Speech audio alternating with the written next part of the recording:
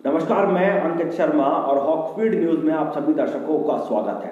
दोस्तों, किसान आंदोलन की आड़ में पूरी दिल्ली में हिंसा भड़काने के मामले में खालिस्तानियों का सबसे बड़ा हाथ है, ये कई रिपोर्ट्स में दावा किया गया है। भारत में बहुत सारे खालिस्तानी समर्थक मौजूद हैं और विदेशों में भी खालिस्तानी समर्थक जो लोग हैं या संगठन है, ये भी किसान आंदोलन को पूरा बढ़ावा दे रहे हैं। चाहे कनाडा की बात करें, चाहे अमेरिका की बात करें, यहाँ पर बहुत सारे खालिस्तानी संगठन मौजूद हैं जो कि लगातार हिंदुस्तान को बदनाम करने की साजिश में लगे हुए हैं, अफवाह फैला रहे हैं और हिंसा भड़काने का काम कर रहे हैं। लगातार किसान आंदोलन में फंडिंग की जा रही है, मोटा पैसा किसान आंदोलन में पहुंचाया जा रहा है। गणतंत्र दिवस के दिन क्या हुआ, ये नजारा आपने अच्छी तरीके से देखा।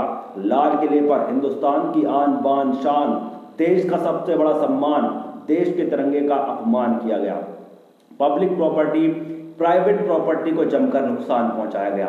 पुलिस वालों पर हमला किया गया। लगभग 400 से ज्यादा पुलिसकर्मी घायल हो गए।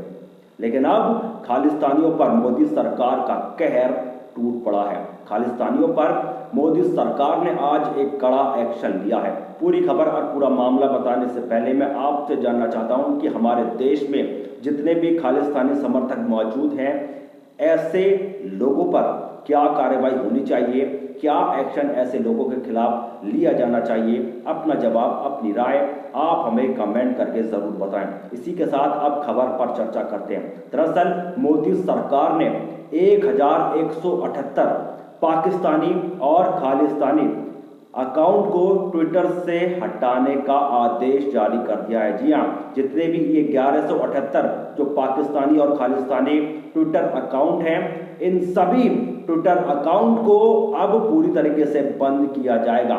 ये अकाउंट अफवाह फैला रहे हैं और किसानों को भड़का रहे हैं। सूचना एवं प्रौद्योगिकी मंत्रालय ने 1178 ट्विटर अकाउंट को भारत की एकता और अखंडता के लिए खतरा बताते हुए इन्हें बंद करने के लिए कहा है। तो ट्विटर को ये आदेश सरकार ने जारी कर दिया है। इससे पहले 257 खालिस्तानी समर्थकों को जो खालिस्तानी समर्थक ट्विटर हैंडल है, उन्हें भी बंद करने का फैसला मोदी सरकार ने लिया था। लेकिन 257 के अलावा अब 1178 ऐसे पाकिस्तानी और खालिस्तानी ट्विटर अकाउंट्स हैं जिन्हें बंद करने का आदेश मोदी सरकार ने जारी कर दिया है। आपको बता दें कि जो गणतंत्र दिवस के दिन हिंसा हुई, इसमें खालिस्तानियों का किस तरीके से हाथ सामने आया है। अभी आपने देखा होगा, अभी हाल ही में कुछ बाहर के सेलिब्रिटी हैं जिनमें नाम है ग्रेटा थनबर्ग, रेहाना और मिया खलीफा। इन्होंने किसान आंदोलन के समर्थन में एक ट्वीट किया था और कुछ हैशटैग्स का इस्तेमाल किया, जिसके बाद ये खुलासा सामने आ गया कि किस तरीके से खालिस्तानियों के द्वारा इस किसान आंदोलन को बढ़ावा दिया जा रहा है। आपको बताते हैं सबसे पहले ग्रेटा थनबर्ग के बारे में। ग्रेटा थनबर्ग ने एक ट्वीट पहले 2 जनवरी के आसपास किया था। जैसे ही वो ट्वीट उन्होंने किया, उसके बाद इनकी जमकर आलोचना होने लगी। फिर उन्होंने अपना वो ट्वीट डिलीट कर दिया। लेकिन उसके बाद अभी हाल ही में ग्रेटा थनबर्ग ने एक और ट्वीट किया था, किसान आंदोलन के समर्थन में ही ये ट्वीट किया था। लेकिन इस बार ग्रेटा थनबर्ग ने जिस हैशटैग का इस्तेमाल किया, उससे सारी पोल खुल गई। हैशटैग का इस्तेमाल किया था आस्क वाई इंडिया।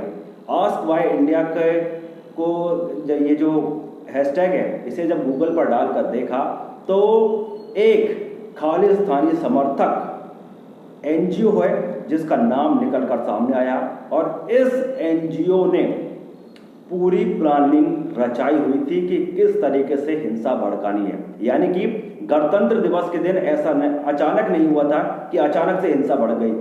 ये पूरी एक प्लानिंग रचाई गई थी। आपको बताते हैं कैसे। ये जो एनजीओ है, इसका नाम है पोएटिक जस्टिस फाउंडेशन। ये खालिस्तानी समर्थक फाउंडेशन है। कनाडा से इसका संचालन होता है और इसमें पूरी टाइमलाइन बनाई हुई थी 3 जनवरी से लेके 26 जनवरी तक। और इसकी जो टैगलाइन रखी गई थी, उस टैगलाइन का नाम था ग्लोबल डे ऑफ एक्शन, और ग्लोबल डे ऑफ एक्शन था 26 जनवरी के दिन। यानी कि आप ये मानकर चलिए कि एक फिल्म पूरी तरीके से बन रही थी, जिसका डायरेक्टर भी है, प्रोड्यूसर भी है, राइटर भी है, और जो इसमें पैसे लगा रहा है वो भी इसमें मौजूद है। पहले से ही ये पूरी प्लानिंग की गई थी कि किस तरीके से किसान आंदोलन की आड़ में गणतंत्र दिवस के दिन हिंसा भड़काना है। आप भी पोएटिक जस्टिस फाउंडेशन के बारे में आप गूगल पर पढ़ सकते हैं, उसमें सारी जानकारी आपको जरूर मिल जाएंगी कि किस तरीके से पहले ही पूरी प्लानिंग रची गई थी। रेहाना जो कि बहुत बड़े इंटरनेशनल पॉप स्टार हैं, इनसे भी कहीं ना कहीं किसान आंदोलन का प्रमोशन करवाया गया। वो कैसे, हम आपको बताते हैं। दरअसल रेहाना इंटरनेशनल पॉप स्टार हैं, जो कि एक प्रमोशन के लिए 3 करोड़ 27 लाख रुपए लेती हैं। तो कहीं ना कहीं एक प्रमोशन करने के लिए रेहाना ने 3 करोड़ 27 लाख रुपए लिए और किसान आंदोलन के समर्थन में एक ट्वीट कर दिया। मियां खलीफा की बात करते हैं। मियां खलीफा इन्होंने ट्वीट किया था 2015 में कि मैं भारत की सरजमीन पर कभी कदम नहीं रखूंगी, हिंदुस्तान से मुझे नफरत है। लेकिन आखिर में अब किसान आंदोलन देखकर इन्हें आखिर हिंदुस्तान की चिंता कैसे होने लगी, ये अपने आप एक बड़ा सवाल है। और इन सब ने सेम हैशटैग का इस्तेमाल किया था, और ये हैशटैग खालिस्तानी समर्थकों द्वारा ही डिसाइड किए गए थे कि इन हैशटैग का इस्तेमाल ट्विटर के माध्यम से करना है और हिंसा को पूरी तरीके से बढ़ावा देना है। जहां पोएटिक जस्टिस फाउंडेशन की मैंने बात की, ये जो एनजीओ है, इसकी सबसे बड़ी साजिश ये थी कि चाय और योग को बदनाम किया जाए। चाय और योग को बदनाम करने का मतलब आप समझ रहे हैं, मतलब चाय, क्योंकि पीएम मोदी को लोग चाय वाला बोलते हैं। योग को जो बढ़ावा हिंदुस्तान में दिया है वो मोदी सरकार ने ही दिया है, जिसके बाद योग दिवस मनाया जाने लगा। यानी कि पूरी तरीके से पीएम मोदी को बदनाम करने की साजिश है। इसके साथ ही जो पोएटिक जस्टिस फाउंडेशन है, इसमें जो पूरी एक स्क्रिप्ट तैयार की गई, उसमें उन्होंने स्क्रिप्ट भी इस तरीके से तैयार की है कि उनकी स्ट्रेंथ क्या है, उनकी वीकनेस क्या है, उनके लिए थ्रेट क्या है। थ्रेट उन्होंने डाले हुए थे कि उनकी जो पुलिस है वो जिस तरीके से कार्रवाई करेगी वो एक बहुत बड़ा थ्रेट हो सकता है।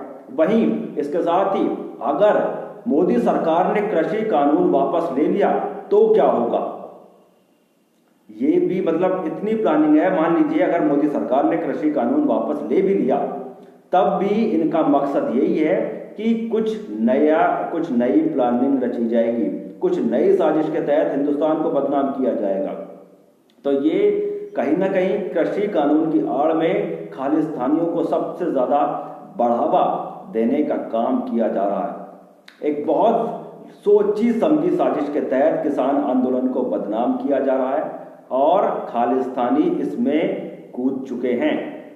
ये आप मानकर चलिए पूरे इंटरनेशनल आप देखिए कि ट्विटर अकाउंट के जरिए ही ये बदनामी की साजिश रची जा रही है। और इसी वजह से जितने भी ये खालिस्तानी ट्विटर अकाउंट्स हैं, इन्हें बंद करने का फैसला मोदी सरकार ले रही है। आपको कुछ और आंकड़े मैं आपको बताता हूं जिसमें पाकिस्तानियों का भी हाथ है। इसके पीछे पाकिस्तान का हाथ है और इसमें खालिस्तानी की बड़ी मुहिम शामिल है। आपको बताते हैं कैसे। सूत्रों के अनुसार कनाडा, यूके, जर्मनी, यूएसए में सक्रिय खालिस्तानी संगठन मोदी सरकार और भारत को बदनाम करने की साजिश की मुहिम में शामिल है। इस काम में सिख फॉर जस्टिस जैसे जो खालिस्तानी संगठन का कनाडा, यूके, यूएसए में स्थित पाकिस्तानी दूतावास भी मदद कर रहा है। पाकिस्तान की आईएसआई ने भारत को बदनाम करने के लिए कुछ पीआर एजेंसियों को काम पर लगाया हुआ है, जो कई देशों में सांसद, बड़ी हस्तियां और बड़ी संख्या में मौजूद फॉलोअर्स वाले ट्विटर हैंडल के जरिए भारत सरकार को बदनाम करने की साजिश में लगे हुए हैं। भारत के खिलाफ हो रहे ट्वीट्स को पाकिस्तानी हैंडल हजारों की संख्या में रीट्वीट्स कर रहे हैं। यही खालिस्तानियों का हाथ है कि जो भारत के खिलाफ ट्वीट हो रहे हैं उन्हें खालिस्तानी समर्थक भी रीट्वीट कर रहे हैं। भारत में मौजूद कुछ पत्रकार संगठन और नक्सलवाद से जुड़े खालिस्तानी के साथ मिलकर भारत के खिलाफ मुहिम में लगे हैं, जिससे भारत को झुकाया जा सके। तो ये इतनी बड़ी मुहिम चल रही है, यानी कि आप कहें कि ट्विटर के माध्यम से हिंदुस्तान पर एक डिजिटल स्ट्राइक करने की साजिश है। तो दोस्तों, इस खबर को शेयर करना बिल्कुल भी ना भूलें। 1178 खालिस्तानी ट्विटर अकाउंट को बंद करने का आदेश मोदी सरकार ने जारी कर दिया है। इस पर अपनी प्रतिक्रियाएं दें और इस खबर को शेयर करें, हर हिंदुस्तानी, हर भारतीय तक पहुंचाएं, जिससे ये देश में ताज़ा जानकारी पहुंच सके। फिलहाल इतना ही। जय हिंद, जय भारत, नमस्कार।